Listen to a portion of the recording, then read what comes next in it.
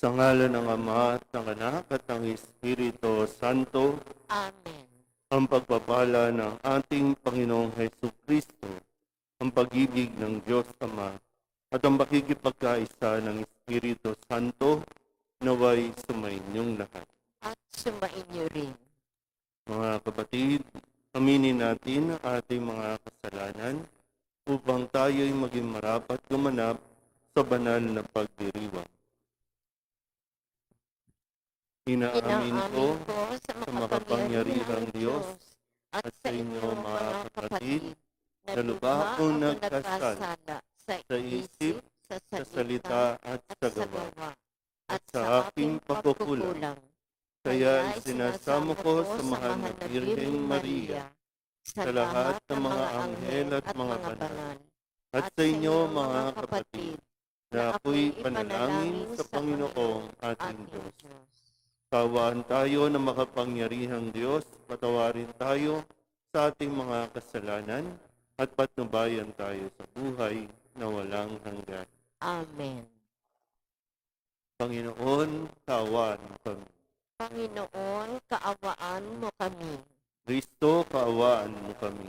Kristo, kaawaan mo kami. Panginoon, kaawaan mo kami. Panginoon, kaawaan mo kami. Manalangin tayo. Ama naming makapangyarihan, ang iyong dumadalanging sambayanan ay matapat mo nawang lingapit sa baybayan upang makita namin ang dapat gampanan at para rito'y magkaroon kami ng kakayanan sa pamamagitan ni Jesucristo kasama ng Espiritu Santo magpasawalang hanggan. Amen.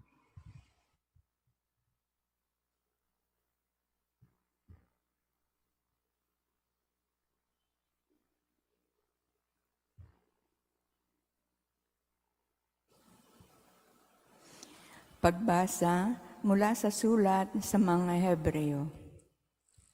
Hindi sa mga anghel ipinailalim ng Diyos ang sanlibutan na nooy kanyang lilikhain. Ang sanlibutang tinutukoy namin. Sa halip ay ganito ang patunay sa isang bahagi ng kasulatan. Ano ang tao upang siya'y iyong alalahanin o ang anak ng tao upang iyong pangalagaan?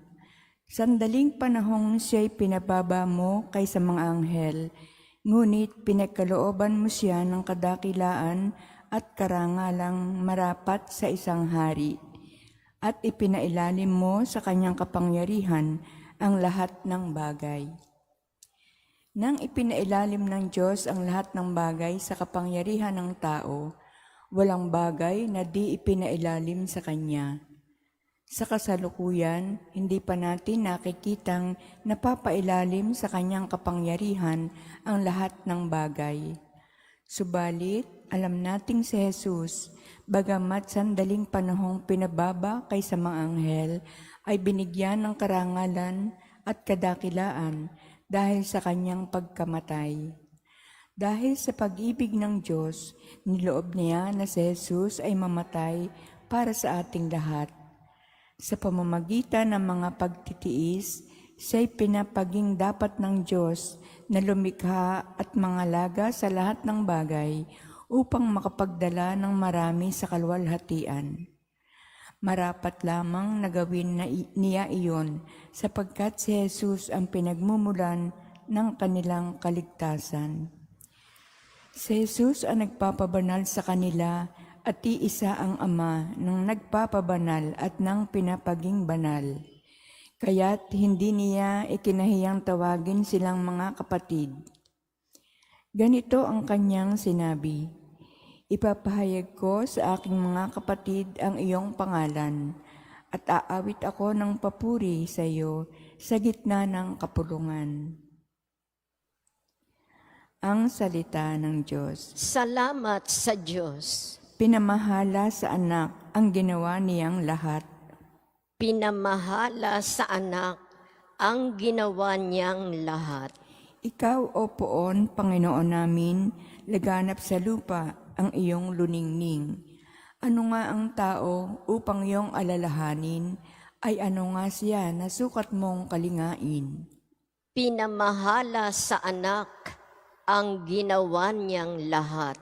Nilikha mo siya na halos kapantay ng iyong luningning at kadakilaan. Pinamahala mo sa buong daigdig, sa lahat ng bagay, malakit maliit. Pinamahala sa anak ang ginawa niyang lahat. Mga bakat tupa, hayop na mabangis, at lahat ng ibong nasa himpapawid, at maging sa isda sa ilalim ng tubig.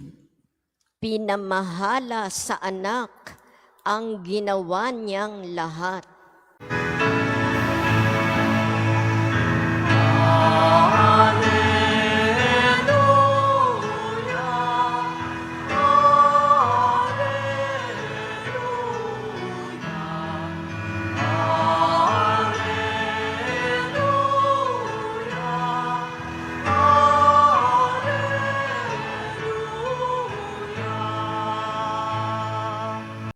Sumainyo ang Panginoon. At sumainyo rin. Ang mabuting balita ng Panginoon ayon kay San Marcos. Papuri sa iyo, Panginoon. Sa lungsod ng Capernaum, sa araw ng pamamahinga, si Jesus ay pumasok sa sinagoga at nagturo. Namangha ang mga tao sapagkat nagturo siya sa kanila na parang isang may kapangyarihan at hindi tulad ng mga eskriba.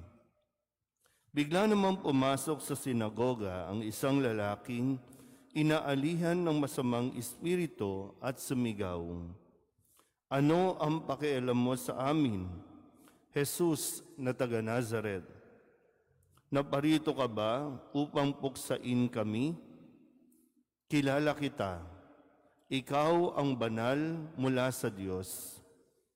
Ngunit iniutos ni Jesus sa masamang espiritu, "Tumahimik ka, lumabas ka sa kanya."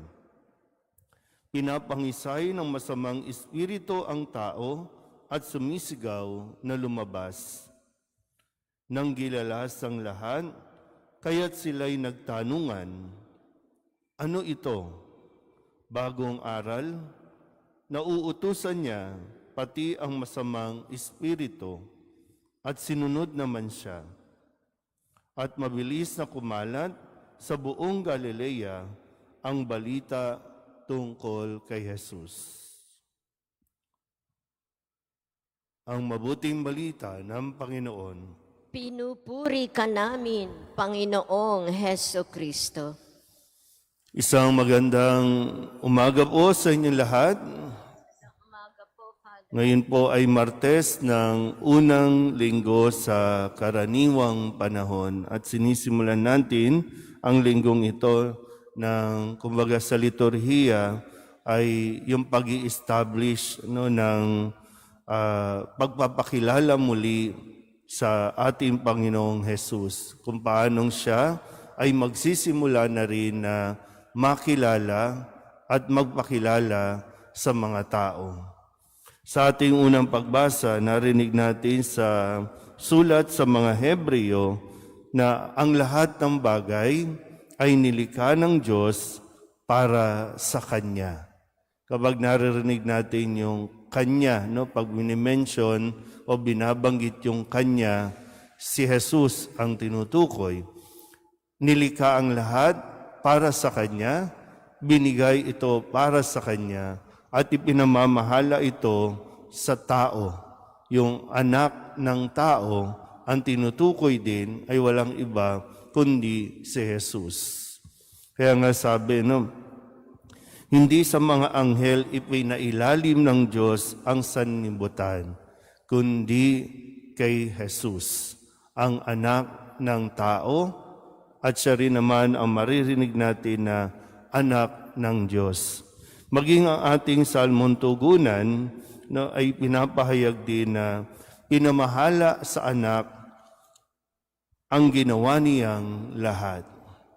At sa Ebanghelyo natin, isang sabihin na nating demonyo, no? Kasi dito may isang lalaking inaalihan ng masamang espiritu. At maging ang masamang espiritu ay kinilala kung sino si Jesus. Ang sabi niya, no? Ano ang pakialam mo sa amin, Jesus na taga Nazareth, kilala ka namin. Magandang bagay din po ito, no, na mapagnilayan natin. Yan, marami tayong mga naririnig, no, sa nitong mga nakalipas na araw kung paanong ang mga tao, no, tayong mga tao ay patuloy na tinatanggihan ang Diyos, patuloy na hindi kinikilala ang Diyos. Hindi na nga natin kinikilala, pinagtatawanan pa natin ang Diyos na para bang pwede tayong mabuhay nang wala ang Diyos. O sino kaya ang, para bang, no? Sa isang turo, no, na naalala ko, mas kinainggitan ng masasamang espiritu ang tao. Kaya nga nagrebelde, no? Nagrebelde si Satanas, kinalaban ang Diyos dahil ayaw niyang pumayag na maging kawangis, no, maging kawangis ng Diyos ang mga tao. Ano nang sabihin, likain natin sila ayon sa ating wangis. Ayaw umayag ng demonyo, ayaw umayag nitong masamang espiritu. Pero no, pag pinaging sino ang mas? Kasi ang tao ay pinagkalooban ng Diyos ng yung tinatawag nating free will, no? Yung kalayaan na piliin ang Diyos at tanggapin ang Diyos. Sa ngayon, no, sino ang mas nagiging malala? Ang masamang espiritu o ang tao na patuloy na tinatanggihan at ang patuloy na kinikilala ay ang kanilang sarili? Pero muli, no, sa ayaw at sa gusto natin, kilalanin man natin o hindi, mananatili si Jesus bilang anak ng Diyos na kung saan ipinakatiwala sa Kanya, ibinigay sa Kanya ang lahat-lahat sa daigdig na ito. Nawa sa atin pong mga nararito, maging sa mga nasa online, patuloy din natin na kilalanin si Jesus sa ating pong buhay. Makikilala nila si Jesus sa ating mga ginagawa, sa ating mga sinasabi, maging sa ating mga social media, makikita nila kung gaano kalalim ang ating pong pananampalataya kay Jesus. Amen.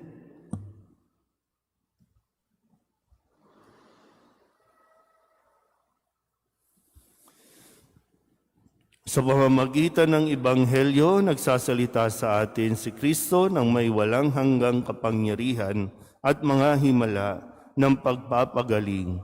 Sa pamamagitan niya, manalangin tayo ng may matibay na paniniwala. Ang ating tutugon, Panginoon, dinggin mo ang aming panalangin. Panginoon, dinggin mo ang aming panalangin. Ang simbahan naway patuloy na ituro ang katotohanan ni Kristo at labanan ang mga kasamaan sa ating panahon. Manalangin tayo sa Panginoon. Panginoon, dinggin mo ang aming panalangin. Ang mga pinuno sa daigdig naway isulong ang kabutihan sa kani-kaniyang gobyerno at maging maalab sa pagbabaklas ng kasamaan sa lipunan na kanilang sinumpaang paglingkuran. Manalangin tayo sa Panginoon. Panginoon, dinggin mo ang aming panalangin. Tayo naway hindi manghinawa sa ating buhay panalangin upang hindi manaig sa ating buhay ang masamang espiritu. Manalangin tayo sa Panginoon. Panginoon, dinggin mo ang aming panalangin. Ang mga may sakit naway maging malaya sa kanilang mga pisikal at espiritual na paghihirap. Manalangin tayo sa Panginoon. Panginoon, dinggin mo ang aming panalangin. Ang mga tapat na yumao, naway magtamasa ng maliwanag na bukang liwayway ng buhay na walang hanggan, manalangin tayo sa Panginoon. Panginoon, dinggin mo ang aming panalangin. Idulog din natin sa Panginoon ang ating mga personal na kahilingan at mga panalangin para sa ating mga pamilya, kasama din ang mga kahilingan ng mga nanonood sa online.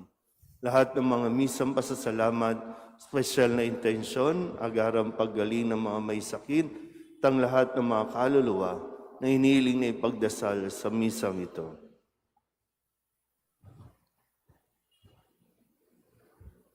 Ang lahat ng ito hinihiling namin sa ngalan ni Kristong aming Panginoon. Amen.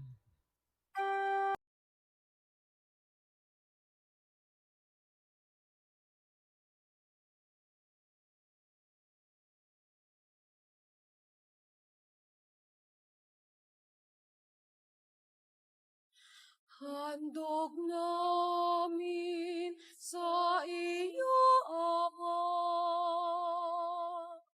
ang tinapay at alukong ito. Handog ng bayang umasa, sumasapat na tumangan sa'yo.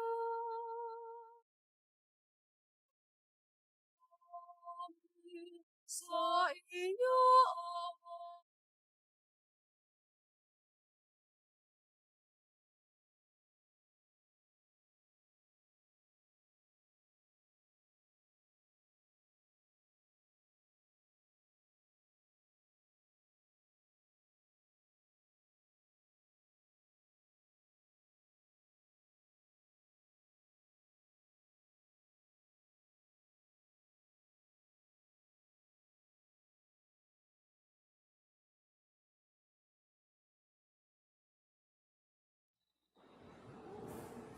Manalangin kayo mga kapatid upang paghahain natin ay kalugdan ng Diyos Amang makapangyarihan.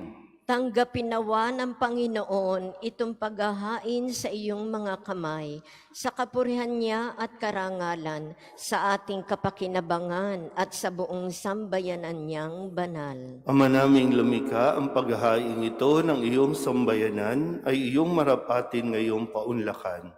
Pakundangan dito, mapasa amin nawa ang iyong kabanalan at ang masugid naming dalangin ay iyong pagbigyan sa pamamagitan ni Jesucristo kasama ng Espiritu Santo magpasawalang hanggan. Amen. Sumainyo ang Panginoon. At sumainyo rin. Itaas sa Diyos ang inyong puso at diwa. Itinaas na namin sa Panginoon. Pasalamatan natin ang Panginoong ating Diyos. Marapat na siya ay pasalamatan. Ama naming makapangyarihan, tunay nga marapat na ikaw ay aming pasalamatan.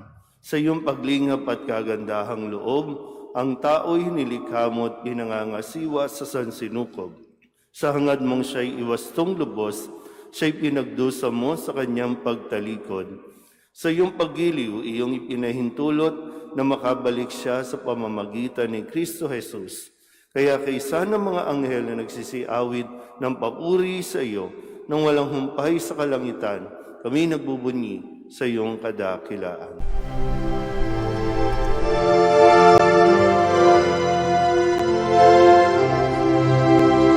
Santo, Santo, Santo, Panginoong Diyos makapangyarihan, napupuno ang langit at lupa ng kalwalhatian mo. Hosana sa kaitaasan, pinagpalang na paririto sa ngalan ng Panginoon. Hosana sa kaitaasan.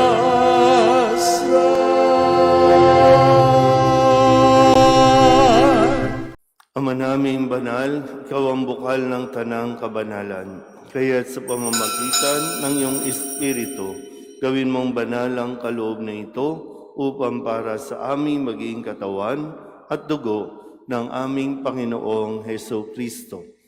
Bago niya pinagtiis ang kusang loob na maging handog, inawakan niya ang tinapay, pinasalamatan kaniya, pinaghati-hati niya iyon, iniabot sa kanyang mga alagad at sinabi, "Tanggapin ninyong lahat ito at kanin, ito ang aking katawan na ihahandog para sa inyo."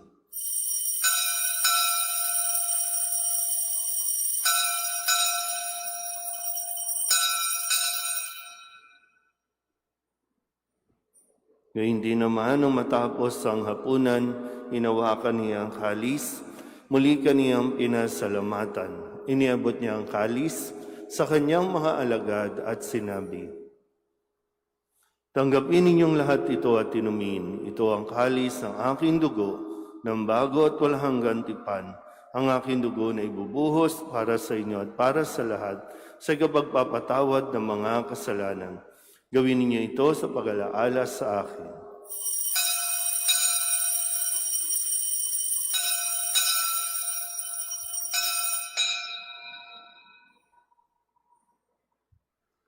Ipagbunyi natin ang misteryo ng pananampalataya. Sa krus mo at pagkabuhay, kami natubos mong tunay. Poong Jesus naming mahal, iligtas mo kaming tanan, ngayon at magpakailanman. Ama, ginagawa namin ngayon ang pag-alaala sa pagkamatay at muling pagkabuhay ng iyong anak, kaya tiniaalay namin sa iyo ang tinapay na nagbibigay buhay at ang kalis na nagkakaloob ng kaligtasan.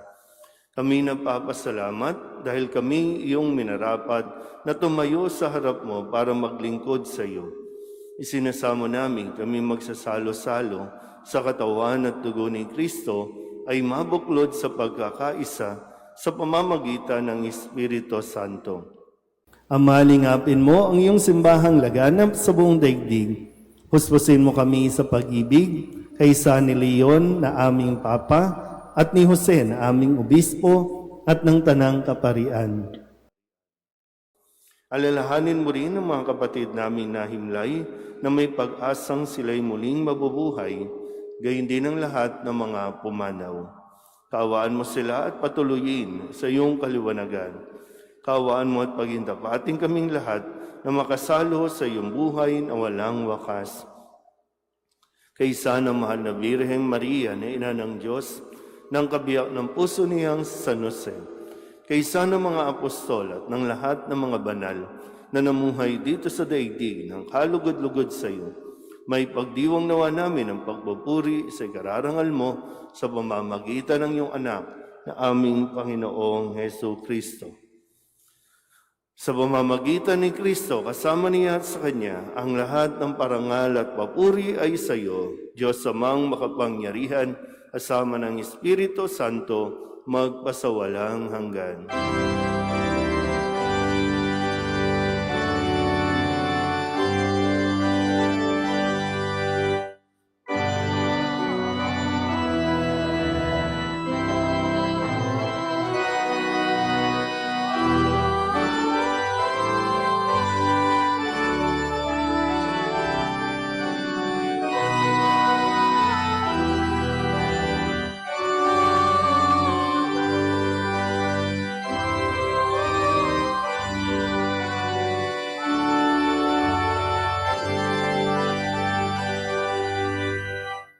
Sa tagubilin ng mga nakagagaling na utos at turo ni Jesus sa Panginoon natin at Diyos, ipahayag natin ang lakas loob.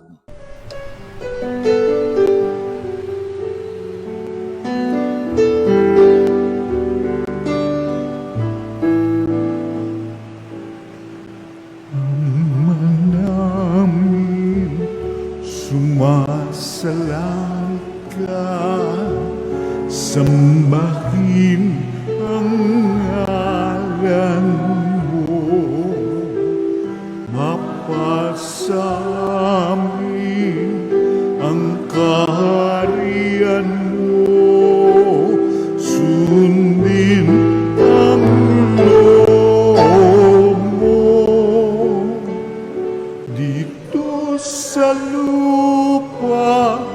daranan sa langit, bigyan mo po kami ngayon ng aming kakanin sa araw-araw at patawarin mo kami sa aming mga sala para ng pagpapatawan namin sa nagkakasala sa amin. At huwag mo kaming ipagdulot sa tukso, at yadya mo kami sa lahat ng masama. Hinihiling namin kami iadya sa lahat ng masama, pagkalooban ng kapayapaan araw-araw, iligtas sa kasalanan at ilayo sa lahat ng kapahamakan, samantalang aming pinananabikan ang dakilang araw ng pagpapahayag ng tagapagligtas naming si Hesus Kristo.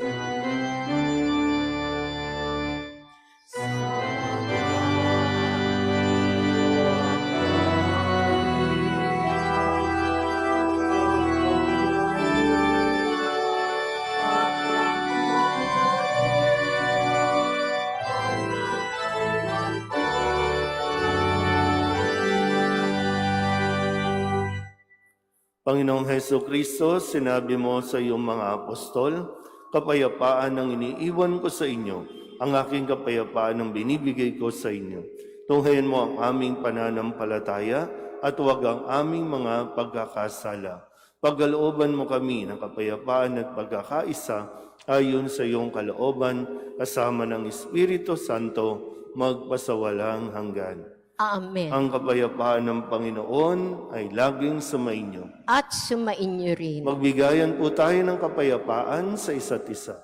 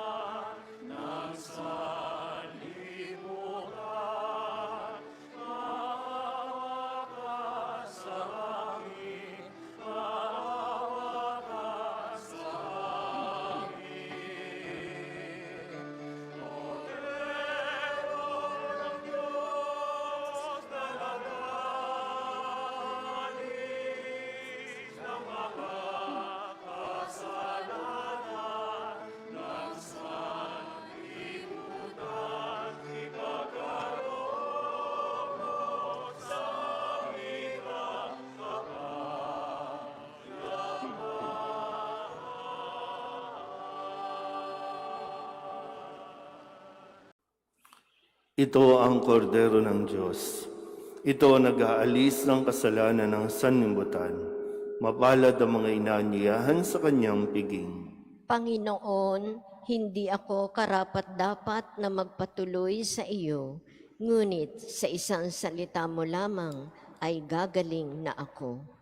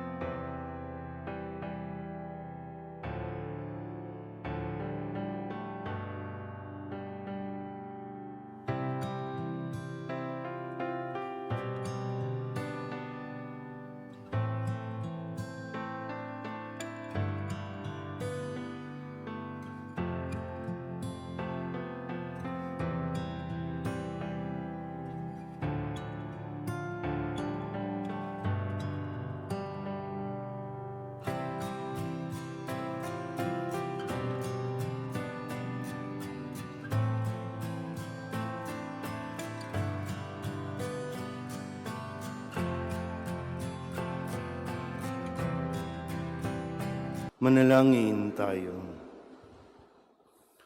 Ama naming mapagmahal, hinihiling namin kami pagbigyan, pakundangan sa iyong dulot na pakikinabang. Ibagkaloob mong ikaw ay aming paglingkuran sa pamumuhay namin sa paraang iyong kinalulugdan sa pamamagitan ni Jesucristo kasama ng Espiritu Santo magpasawalang hanggan.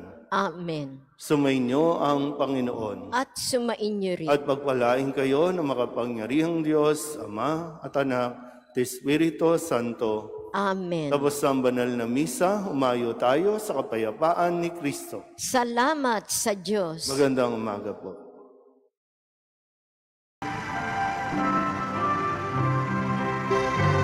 Nuestro Padre Jesus Nazareno, sinasamba ka namin, pinipintungo ka namin, aral mo ang aming buhay at kaligtasan. Nuestro Padre Jesus Nazareno, iligtas mo kami sa kasalanan. Ang krus mong kinamatayan ay sagisag ng aming kaligtasan. Nuestro Padre Jesus Nazareno, dinarangal ka na amin. Nuestro Padre Jesus Nazareno, nilulwalhati ka namin. Nuestro Padre Jesus Nazareno, dinarangal ka na amin. Nuestro Padre Jesus Nazareno, nilulwalhati ka namin.